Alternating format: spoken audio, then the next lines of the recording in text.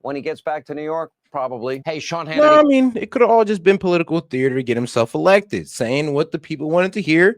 And while they was believing what he was saying, he just slipped on right in there. Let's go ahead and get some capitalist agenda going. It was all a lie.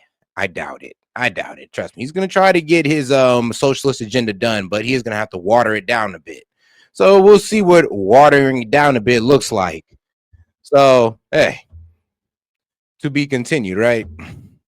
Democratic primary in 2020. My next guest ran for president in the Democratic primary in 2020. Then he ran for New York City mayor in 2021, where he was the front runner for much of that race. And then he decided to leave the Democratic Party, and here he is explaining that decision. Why leave the Democratic Party? I mean, you ran for president and mayor as a Democrat. I've been a Democrat for 26 years, Anderson. Polarization is at record high levels in the United States. Political stress is approaching civil war levels. And the question is, how can we bring the temperature of the country down?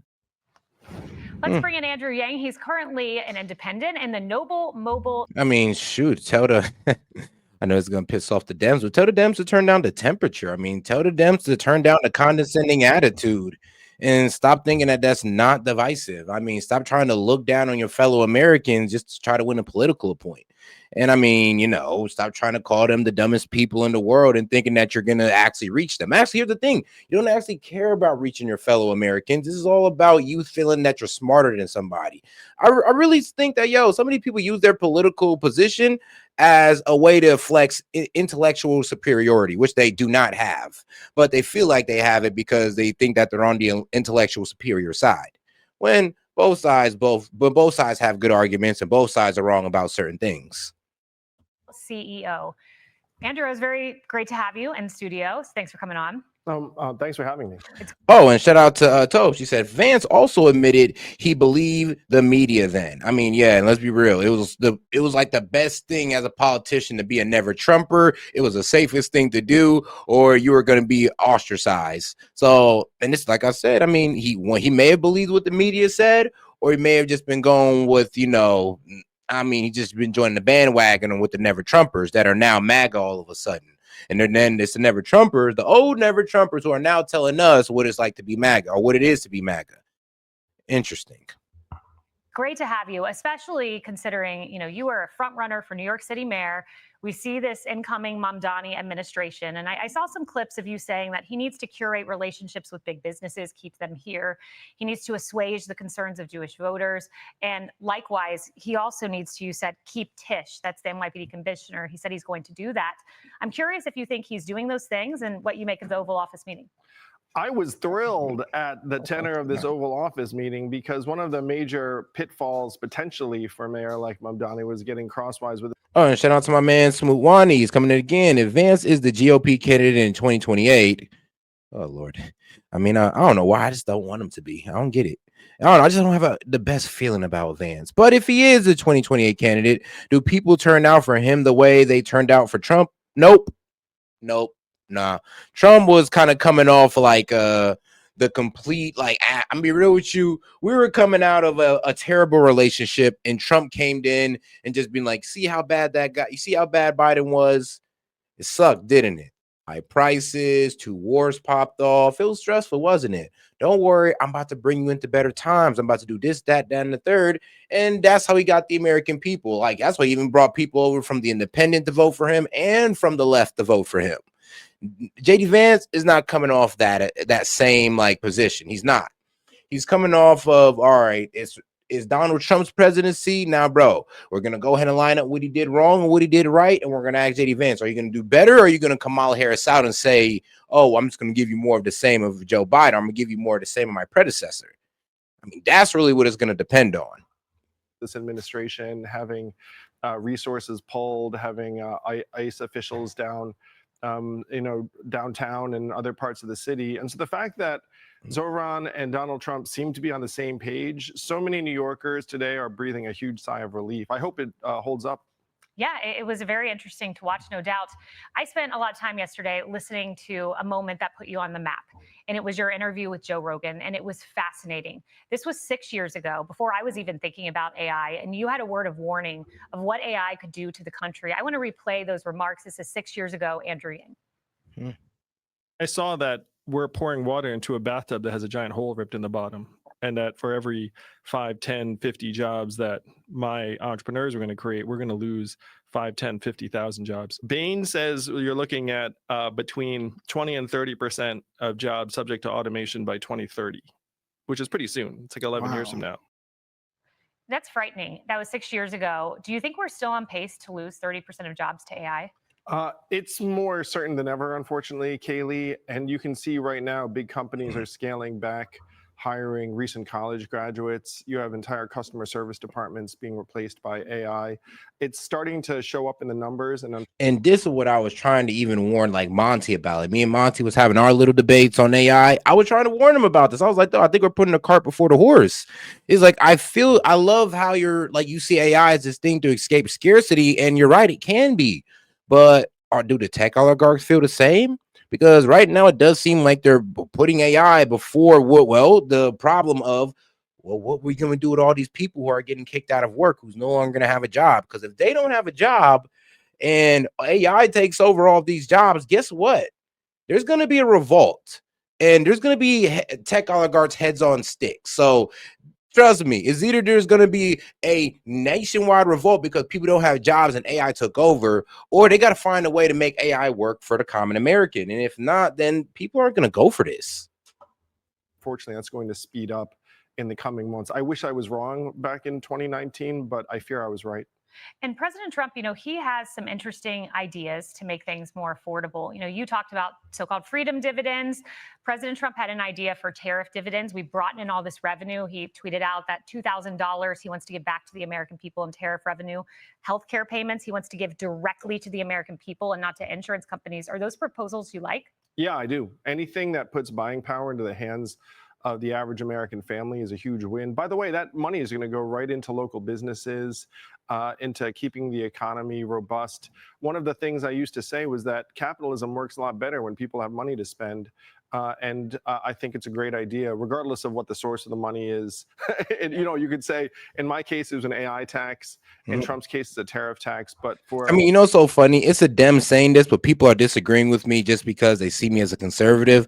But no, the man's making a really good point. People are going to revolt. And he's like, how are you going to revolt, sis? If nobody has jobs and everything is ran by AI, what do you think people are going to do? Just sit around in the slums and just watch the tech oligarchs have all their billions and run off into the sunset? You think that's what millions upon million people are going to do?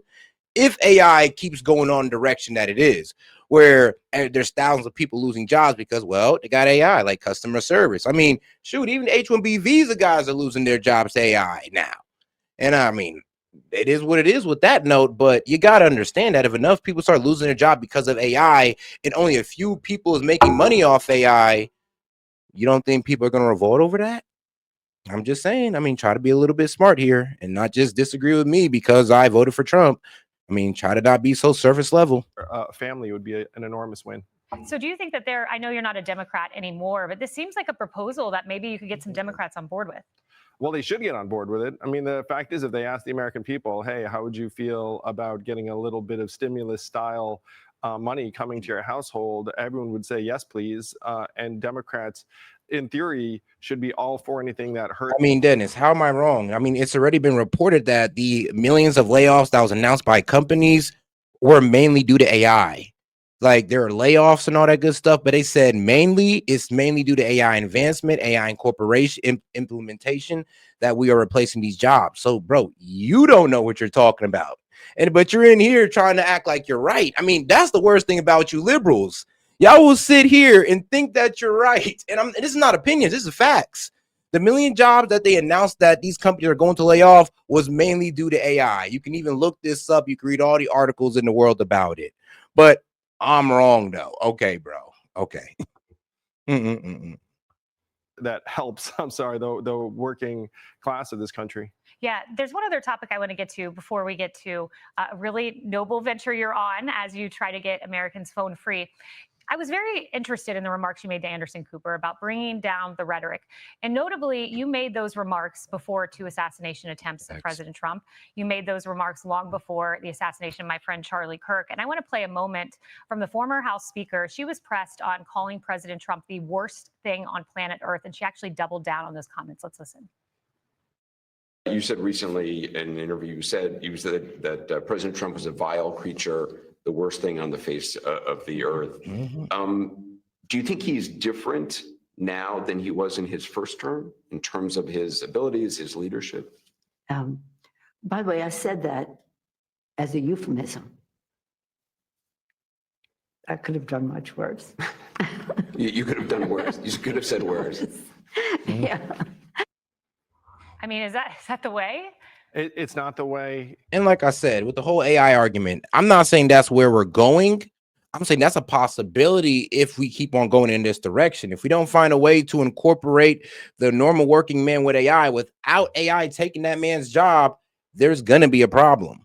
But as far as, Pelosi out here calling Trump a vile creature, I mean, come on now, that's just extreme rhetoric right there. That does not need to be said. I don't even know why she said it, but let's be real. She's getting on there in her age. So, she's a little bit more reckless with her speech. Old people. Kaylee, we saw it with the shutdown. They where don't at this care no point, more. Politics has become more about scoring points and looking like you're fighting the enemy, in this case, the other party, than in getting things done and improving Americans' lives. That's why I became an independent and co-founded Forward. Yep. Well, this headline was so interesting to me. It's the New Yorker. Andrew Yang goes off the grid. Well, we found you. You're back on the grid. But the subtitle to that is the former presidential candidate, once endorsed by Elon Musk, has been hosting phone-free parties, but can his guests actually stop looking at their screens? Tell us about Noble Mobile phone-free. I need to do that. Yes, don't we all? So, Kaylee, figured out Americans are becoming sadder for a couple of reasons. Number one, we're not saving enough money. And number two, we're staring too much at our phones. And Noble Mobile helps on both counts. We cut your wireless bills in half, and you get even more money back if you don't use as much screen time. So we're like the little angel on your shoulder saying, hey, do you really need to doom scroll that extra 20 minutes? You'll actually get more money if you put your phone down, look up, maybe even touch grass. That's fascinating. I need to do that. My kids, it's always a struggle. I can't put down my phone. Does your bill go up if you use your phone too much? No, we have a maximum of $50 for unlimited, which frankly I hit a lot of the time. Yeah. But then if you use your phone less, it can be as low as 30. The average American right now is spending 83 on their wireless. Wow. And people who know me know I love just trying to Facts. get money into Americans' hands. And this is a very powerful way to do so via Noble Mobile. That's great. Well, thank goodness the bill doesn't go up, because my bill would be like through the roof. I use my phone too Same. much. That we just want to help people, not surprise them in a bad way. I love it. Thank you so much for this very thoughtful conversation, Andrew Yang. Thanks, Kaylee. All right. I mean, shout out to him talking on some key issues right there. And we can agree with Dems. It's all good. The problem is, though, even Andrew Yang kind of figured that for some reason, it's like it's an echo chamber in the Democrat Party. You speak anything outside of that, and they're against you for some reason. And it doesn't make sense why, but that's just the way they operate. Democratic strategist James Carville has a pretty extreme agenda, I would say, for his party, starting with packing the Supreme Court. Oh, yes. This guy said we need to pack the Supreme Court. We need to create 2 new states. I was crying. I was like, wow, okay. We need a power grab. We need to create new states, even though we was tripping on MAGA over, the 51st state. But it's all good, though. Like, we could trip over them for trying to get 1, but we want 2. This is the lowest the Supreme Court has been rated. Hilarious. I think the way to cure that very quickly is expand it to 13 and get some balance on the court. President Biden did not do that, but James Carville would like to. He also wants to bring 2 more states into the union. Oh, guys, let's make sure to double tap that screen and like the video, guys. Let's get more people in the conversation by double tapping that screen. Democrats are going to have to move to admit the District of Columbia and Puerto Rico heard you say states that. because right now, because we're 18% of the United States elects 52 senators. So pack the cord, create 2 new states. Well, how's he going to do it? You would need 60 votes, and you're not going to have 60 votes in the Senate. That's just not the way the country is made up. Are you going to eliminate the filibuster? I would carve out for those 2 things, yes. I wonder what my next guest thinks of all that. Democratic Senator John Fetterman is here. Senator Fetterman, is that the agenda for the Democratic Party? Should you pack the court, add 2 states, eliminate part of the filibuster? Yeah, well, when I ran for the Senate back in the 21-22, I rejected those things. I strongly rejected trying to pack the Supreme Court or to change those things. We were the Democrats. It's like, you don't change the rules if you didn't win. It's like win more elections, and then you are able to change those dynamics the way it was designed to be in the Constitution right now. So I strongly reject that. I'm wondering what you think of President Trump's proposal. He has these tariff dividends he wants to do. So $2,000 of tariff revenue directly to the American people.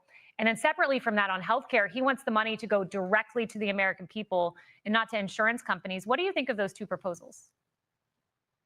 Well, when I heard that, I immediately actually was something that one of your colleagues said, Brett Barry said, isn't that be concerned for inflation? So right now, so if you have those kinds of money, I think you should put it against the debt. I'm deeply, deeply concerned about the debt. It's $38 trillion. I definitely agree. Like I'm a bit I don't know, I'm in between because like, all right, sure, the dividends, the $2,000 dividend could help. And seeing that we don't got to really print new money for it, and this is coming out of well, the tariff fund. This is cool. We can do this without causing inflation. But what would be better, though, in my personal opinion, would honestly be paying down the debt, using that $300 billion to pretty much try to balance out the budget. And of course, adding that on top of the cuts that we've made in the big, beautiful bill. Let's just tackle the debt. Like I'm pretty sure the children of the future would be happy that we used it towards the debt and not just to put $2,000 in people's pocket. Not that I won't enjoy it, not that I wouldn't like it, but I also would enjoy it if it was to be used towards the debt. So one of those things, I think it's entirely appropriate to use that for something like maybe paying down the debt thing. And I fully support making. I mean, that's reasonable though. That is definitely reasonable. Like, all right, how about 1,000? We half to the, let's split it up instead of 2,000, 1,000 sent to the people and 1,000 towards the debt. And then boom, and we clear out the tariff revenue every quarter, right? So every quarter there's going to be a dividend for the people. However much money we earned in those 2 months, half goes to a dividend check for working Americans. The other one and the half of the other of the portion of the tariff revenue goes toward the debt. And if we could just do that, I mean, people get money and the debt get paid down. I mean, that it could work. Healthcare more affordable, how that ever happens. But now that's why we had to negotiate with the Republicans and the Democrats. And that's why we should not shut our government down, as I was very much a part of refusing to shut our government down. Yeah, so you want that tariff revenue to go towards the debt. It is $2 trillion. That's a lot of money that President Trump has brought in. I also want to ask you about this. There was a vote yesterday, and I realize it's not the Senate, but it was in the House, and it was a vote to condemn socialism. And the count that we saw there was 285 to 98 to 2 who voted president. So 47% of the Democratic caucus voted against condemning socialism. I'm curious on your thoughts, because that's a big, 47% is a big swath of the House, a big swath. Which is crazy, though. So to condemn socialism, 253 yays, which we should go ahead and let them off with. I mean, it is a bit crazy how there's about 98 of them that believe that, I'm not condemning socialists. If anything, we're about to lay into it. And then 47% of the Dems not voting to condemn. So about 47%, which, hey, I would say this. It does seem like majority of Dems do condemn it, but this little 98 right here is a bit of a problem. Curious on your thoughts, because that's a big, 47% is a big swath of the House, a big swath of Democrats. Yeah, I mean, go to any place that live or have lived under socialism, 100% would vote to condemn it. I've spoke to people when I've been in those kind of former countries, and they say it's a disaster, and they can't believe America's even having this conversation. There's that expression, bad ideas just won't die. And I don't know why our party's going to talk about it for these things, but I would strongly reject it. And obviously, I would have voted to condemn that if that was ever part in the Senate. And I want to get to your book, but I do want to quickly ask this. Your reflections on Mamdani and Trump. I saw before the meeting, you said it's a good thing to sit down and talk. They had a really cordial exchange. Yeah, well, I mean, I sat down and I had dinner with the president, and I said it's pretty reasonable to do those kinds of things. And a lot of Democrats criticized that. And now the socialists now have signed off, and now they say they defend that. And of course, I think it's perfectly reasonable to do that. But now a lot of Dems criticize me for doing that, but I can't, not a single Democrat that's going to criticize that socialist. And now also the New York Times, now they went after Bill Maher for doing that. And they published that trash about having dinner with Hitler kind of a thing. And now and that's the problem. I mean, we all seen this with Bill Maher when he went to have dinner with Trump. Everybody was saying, oh, he's having dinner with the enemy. He's having dinner with Hitler. Well, now they're saying the same thing about Mamdani. It's like, okay, so shouldn't we promote, cooperations of both sides instead of getting mad when one side goes out and talk to the other? Like, isn't that a bit, kind of proving that you guys are in an echo chamber when you get mad for people for going outside of it? Like, I don't know, but it kind of proves where you guys are at right now. Designing this, he's describing this as, oh, it's just two dudes from Queens, and now that thing. So it's like a weird double standard now. I think it's perfectly normal to have a conversation with the president, whether you're mayor of New York or whether you're United States senator or any of those things. But now suddenly it's now okay. Yeah. Here's one of the things. My dad is a bone-ribbed conservative. But he said to me, what I love about John Fetterman is he is a man who refuses to hate. He does not hate. He doesn't use the hateful rhetoric. And I was reading your book yesterday, Unfettered, and I found a passage that made me sad, but I think it simultaneously explains why you're a man who refuses to hate. And I want to put it on the screen. Imagine a little boy at odds with himself, awkward, shy, painfully self-conscious. Imagine that little boy dreading the lunchroom at school, the hierarchical order of jocks over here, freaks over there, and nerds in a self-protective circle. And that little boy finding himself in a corner by himself, fleeing into the cocoon of the library where no one would notice him, where he could read his USA Today. I think that little boy was you that you described. And I'm curious if that animates your posture in the political scene, because you are someone who refuses to hate.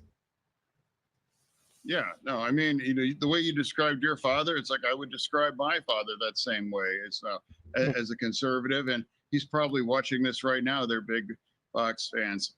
I just, can't call people these kinds of extreme things, and I refuse to do that. I mean, right now, especially after what happened with the president last year, or what happened with Charlie Kirk, or all these things, like we really have to turn the temperature down. And now, so for me, I just refuse to be a part of that fake outrage or to call those kinds of names. Otherwise, we continue to cheapen our language and use those kind of terms. That should only be reserved. I mean, don't ever compare anyone to Hitler, or don't ever use those kind of terms and compare. Yeah, because it's intellectually dishonest. I'm be real with you. I mean, can you name the 6 million people or even close to that? Like, how much people have Trump killed? I mean, even if you want to go under his military strikes, it ain't gonna be no 6 million people. I mean, where's the gulags, man? Where's the gas chambers if he's Hitler? I mean, where's the Gestapo in the street if he's Hitler in almost every major city in America? So far, what? We got one? Well, and that's the National Guard. It ain't even the military. And those are state troops, so he can do that. He can do that. So I'm really wondering what the Dems honestly be talking about when they say, oh, he's Hitler. I mean, come on now. One, you don't believe it. You can't substantiate it. And you're only saying it because you heard your favorite political pundit say it. A political opponent as a Nazi or fascist, because that is just absolutely not the case. Indeed. And my dad said last night at our dinner we had after the Christmas tree lighting, he said, John Fetterman, he's someone who I wish was at this dinner table. I'd like that guy. So thank you, Senator Fetterman. Oh, well, yeah. Thank you. And have me back. I'm always, it's an honor to be here. Awesome. We'll have you at a McEnany. Yeah, and if you haven't heard, like the reason why his face is a little bit like, messed up right now is because he fell over after having heart problems. Not sure if it was a stroke, but yeah, he fell over because he had heart problems and he just fell flat on his face. So, I think he was walking upstairs while it happened. So that's the worst too. But all right, now let's get over to see what NBC News got to say about this. I'm Kristen Welker in Washington. We've been listening to President Trump and New York City Mayor-elect Zohran Mamdani taking questions from reporters in their first face-to-face meeting, striking a notably and extraordinarily constructive tone with each other. The president calling it a great meeting and praising Mr. Mamdani's victory and wishing him success. We are standing by right now to see if the mayor-elect will speak to reporters gathered outside the Oval Office. That is the expectation. It comes after, during his campaign, Mayor-elect Mamdani said he would be the president's, quote, worst nightmare. And President Trump had called Mamdani a communist lunatic. And now they're the best of friends. He threatened to cut off billions It's of funny how dollars that in works. federal funds to the city. But the two rivals telling reporters they found common ground in their meeting on issues of affordability and crime. Take a listen. We've just had a great meeting, a really good, very productive meeting. We have one thing in common. We want this city of ours that we love to do very well. But I just want to congratulate. I think you're going to have hopefully a really great mayor. The better he does, the happier I am. I will say there's no difference in party. There's no difference in anything. And we're going to be helping him to make everybody's dream come true, having a strong and very safe New York. And congratulations, Mr. Mayor. Thank you, Mr. President. Thank you. I appreciate it. Please. I appreciated the meeting with the president, and as he said, it was a productive meeting focused on a place of shared admiration and love, which is New York City, and the need to deliver affordability to New Yorkers, the 8.5 million people